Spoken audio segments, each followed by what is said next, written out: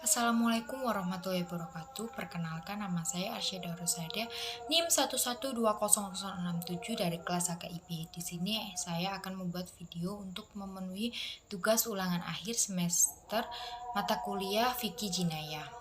Hudud secara istilah yaitu sanksi yang telah ditentukan dan wajib diberlakukan kepada seseorang yang melanggar suatu pelanggaran yang akibatnya sanksi itu dituntut, baik dalam rangka memberikan peringatan pelaku maupun dalam rangka memaksanya. Jarimah hudud lebih lanjut meliputi perbuatan maksiat yang sangat besar, yang sudah pasti dan tertentu. Jarimah tersebut hukumannya langsung ditetapkan oleh syara atas dasar kepentingan perlindungan masyarakat yang merupakan hak Allah Subhanahu wa Ta'ala, yang tidak dapat ditambah, dikurangi, dan dihapus oleh siapapun, baik atas nama pribadi maupun sebagainya. Terus macam-macam hudud yang pertama yaitu zina. Zina yaitu melakukan hubungan seksual antara laki-laki dan perempuan yang belum memiliki ikatan nikah, yaitu dengan memasukkan zakar ke dalam farj yang haram tanpa ada suhbat dan secara naluri mengandung syahwat. Larangan zina ditegaskan oleh Allah dalam firman-Nya surat Al-Isra ayat 32. Sanksi hukumannya hudud yaitu lajang dengan didera atau dicambuk 100 kali. Sedangkan yang sudah menikah yaitu hukumannya rajam sampai meninggal. Alat bukti zina ada 3. Yang pertama, 4 orang saksi laki-laki yang langsung melihat pezina tersebut. Tentunya ini tidaklah mudah, karena adanya ancaman pidana 80 kali cambuk bagi mereka penuduhan zina yang tidak terbukti. 2. Pengakuan. Terus yang ketiga adalah indikasi-indikasi tertentu, misalnya kehamilan. Terus yang kedua khodaf, yaitu menuduh orang lain telah berzina, baik yang dituduh laki-laki maupun yang dituduh perempuan, seperti perkataan hei pezina, atau dengan perkataan kamu bukan anak bapakmu. Perkataan seperti itu, ini tuduhan bukan ditunjukkan kepada yang mendengarnya, tetapi kepada ibunya. Khozaf atau penuduhan zina dengan tidak mendatangkan 4 orang saksi dijilid 80 kali berdasarkan surat An-Nur ayat 4. Terus pencurian yaitu mengambil barang milik orang lain secara sembunyi-sembunyi. Dasar hukum Quran surat Al-Maidah ayat 38. Sanksi hukum dengan potong tangan syaratnya itu yang pertama nilai harta yang dicuri mencapai 1 nisab, yaitu kadar harta tentang yang ditetapkan sesuai undang-undang. Yang B, barang curian dapat diperjualbelikan. Yang C, barang atau uang yang dicuri bukan milik Baitul Mal. Yang D, pencurian sudah usia dewasa. E, perbuatan yang dilakukan atas kehendaknya, bukan atas paksaan orang lain. Terus yang selanjutnya khamar, yaitu larangan minuman keras dijelaskan secara tegas dalam Al-Quran dan Sunnah. Penetapan larangan tersebut secara bertahap. Dasar hukumnya seperti dalam Quran surat Al-Baqarah ayat 219, terus Quran surat An-Nisa ayat 43. Kemudian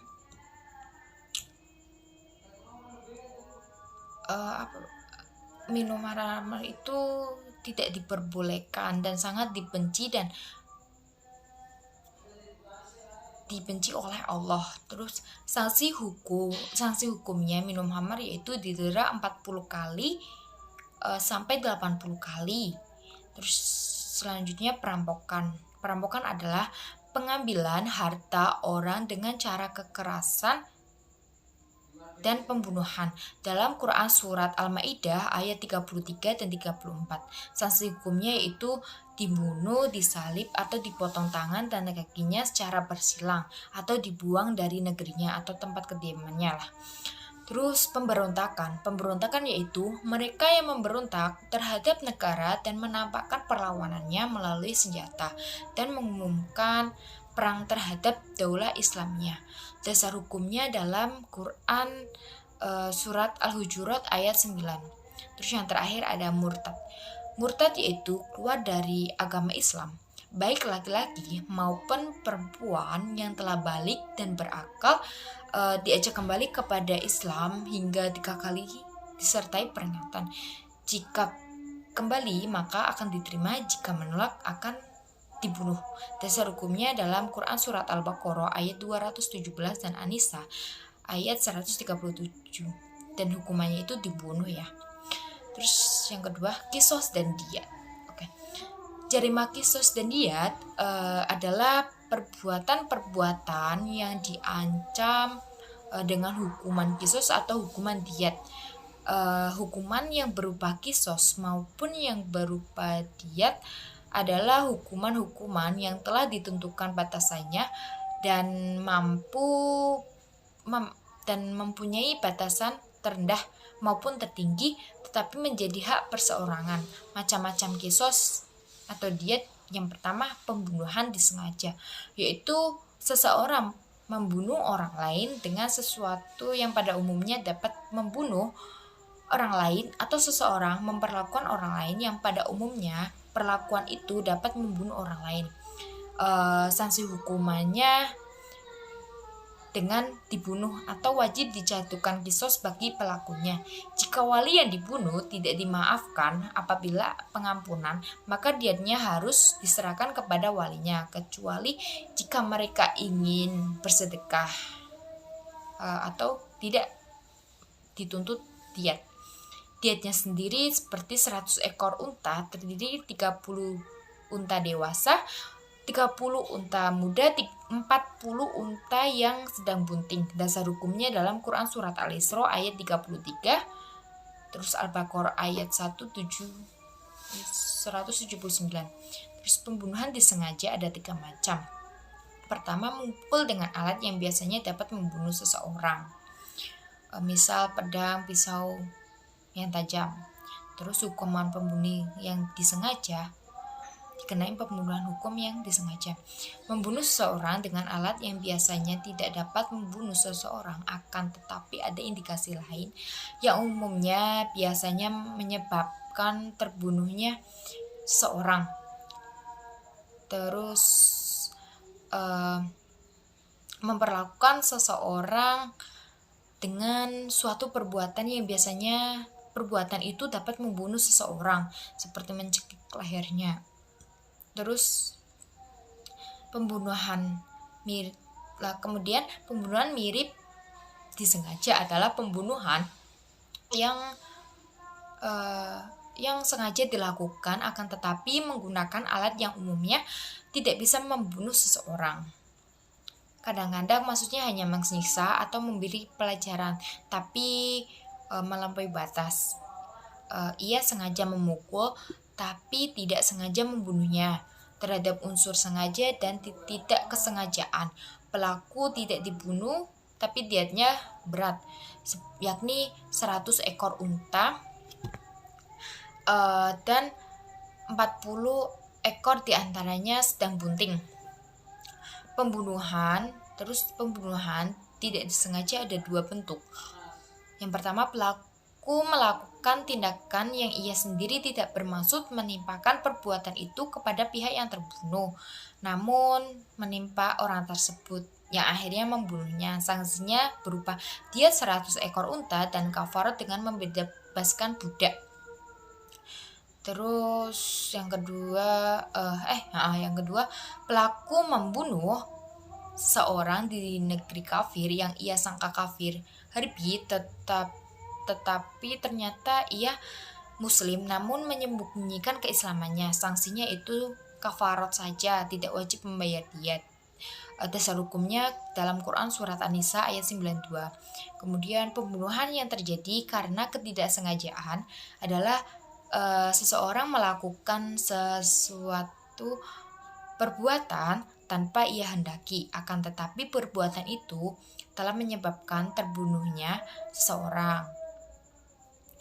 Terus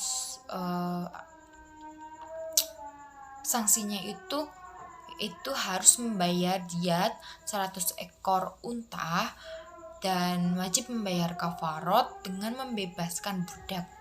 Jika ia tidak membebaskan budak, maka wajib puasa 2 bulan berturut-turut. Pembuktian pembunuhannya yaitu seperti pengakuan. Terus bentuk pidana kisos dan diat seperti pidana mati. Terus pidana perlukaan fisik atau anggota badan lainnya. Terus kemudian pidana denda atas jiwa. Terus pidana denda atas perlakuan. Adapun pihak yang wajib membayar diat seperti untuk kasus pembunuhan sengaja diambil dari harta pembunuhan bukan akilnya. Pembunuhan mirip disengaja, tidak disengaja, dan pembunuhan yang terjadi karena ketidaksengajaan, maka diatnya dibebankan atas akilnya. Terus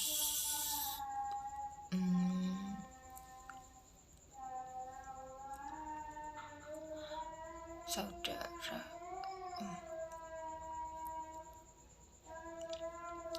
kemudian kita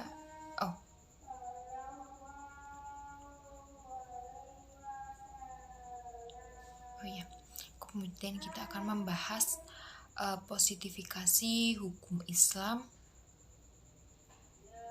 Positifikasi hukum Islam yaitu menurut konteks Indonesia merupakan sebuah studi tentang pembangunan hukum yang diarahkan pada terwujudnya sistem hukum nasional yang menjadi kepentingan nasional dengan menyusun awal materi hukum secara menyeluruh yang sumbernya dari Pancasila dan Undang-Undang 1945. Hukum Islam juga memiliki beberapa kendala yang utamanya berkaitan dengan integritasnya ke dalam hukum nasional, yaitu kemajemukan bangsa, metode pendidikan hukum, kurangnya pemahaman akademik di bidang hukum Islam. Terus hukum Islam dapat dilihat dari yang pertama, secara historis pusat pengkajian tidak menghargai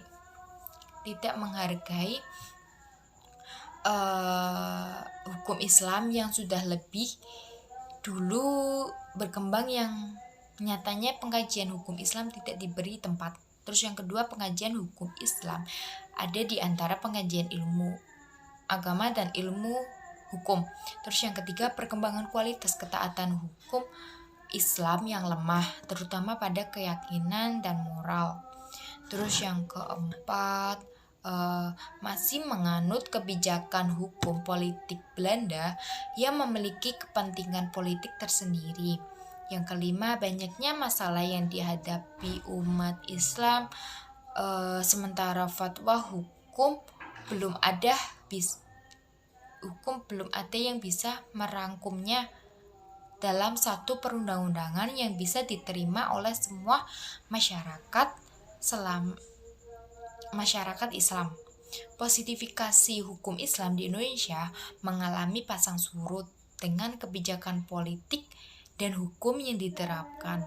Pada masa penjajahan Hindia Belanda, hukum Islam diakui sebagai hukum positif dan diterapkannya teori reception in kompleks yang kemudian ditentang dengan teori reception, dan keadaan tidak jauh berubah saat Jepang mengambil alih kekuasaan. Pada masa Orde Lama, hukum Islam berada pada posisi yang suram, dan pada masa Orde Baru tidak jauh berbeda. Namun hukum Islam mulai membaik dengan lahirnya undang-undang tentang perkawinan dan semakin berkembang pada era reformasi. Sekarang, positifikasi hukum Islam memiliki prospek yang cerah karena era reformasi yang demokratis memiliki karakter hukum responsif. Sistem hukum barat atau kolonial sudah tidak berkembang, jumlah penduduk mayoritas beragama Islam serta politik pemerintahan yang mendukung perkembangannya hukum Islam. Hukum Islam dalam tata hukum nasional Indonesia merupakan sumber hukum material yang dapat digabungkan secara elektis dengan sumber-sumber hukum yang lain untuk kemudian menjadi formal.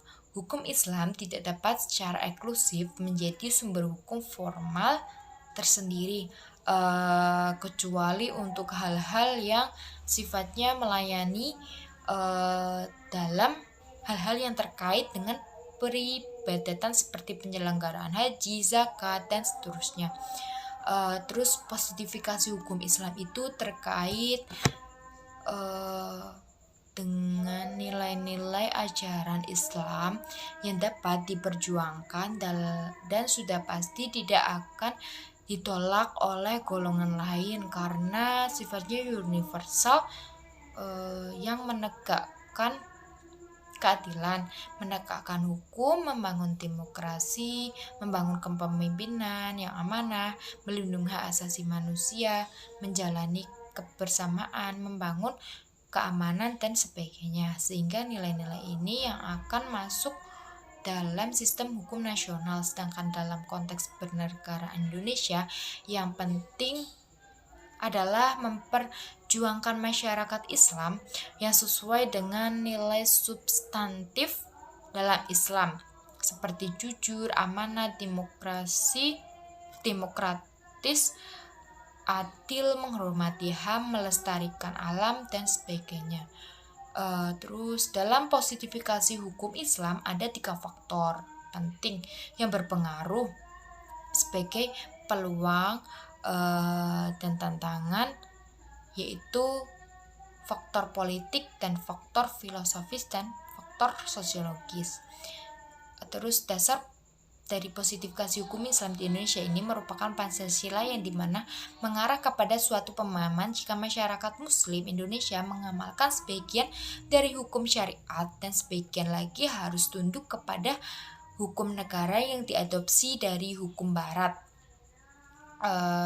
Terus secara implisit perjuangan menegakkan hukum Islam di wilayah negara Pancasila ini senantiasa mengalami masa-masa ketegangan dan bergaining of power yang cukup melelahkan, baik dengan eksponen bangsa yang lain maupun dengan kekuasaan negara sebagai pola artikulasi relasi keduanya. Hukum itu tidak bisa dipisahin dari konteks sosial negara dimanapun. Hukum itu dibuat atau hukum itu selalu dipengaruhi atau ditentukan oleh figurasi politik yang melahirkan pemahaman tentang pluralitas hukum yang sangat diperlukan. Karena pluralitas hukum itu pula penerapan dan pemberlakuan hukum Islam secara murni dan pentas sosial politik Indonesia kontemporer, khususnya era Orde Baru, selalu mengundang polemik.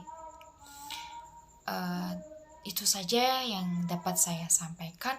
Kurang lebihnya mohon maaf jika ada salah kata dan kurang jelas. Sekian dan terima kasih. Wassalamualaikum warahmatullahi wabarakatuh.